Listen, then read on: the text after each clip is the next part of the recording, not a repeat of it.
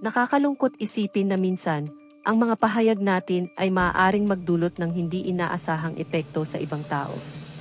Vice Ganda, isang kilalang komedyante at tea-host, ay nagbigay ng payo kay Aura Brigela tungkol sa pagkakamali sa buhay. Sa kanyang pahayag, sinabi niya na ang isa sa mga definition niya ay ang paggawa ng isang rape joke tungkol kay Jessica Soho. Ang paggamit ng ganitong uri ng biro ay maaaring magdulot ng pagkakamali at pagkakaroon ng negatibong epekto sa ibang tao. Mahalaga na tayo ay maging responsable sa ating mga salita at kilos, lalo na tayo ay mga public figures o may impluensya sa iba. Sa ating mga pagkakamali, mahalaga rin na tayo ay magkaroon ng pag-unawa at pagpapatawad sa ating sarili at sa iba.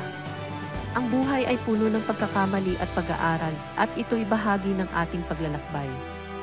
Mahalaga na makilala na ang mga tao ay maaaring lumago at matuto mula sa kanilang mga pagkakamali. Ang pagkilala ni Vice Ganda sa pangyayaring ito ay nagsisilbing paalala na may mga kahihinatnan ang mga salita, maging sa konteksto ng komedya. Tungkol naman kay Jessica Soho, tinanggap niya ang paghingi ng tawad ni Vice Ganda pero tumanggi na siyang magsalita pa tungkol sa bagay na ito.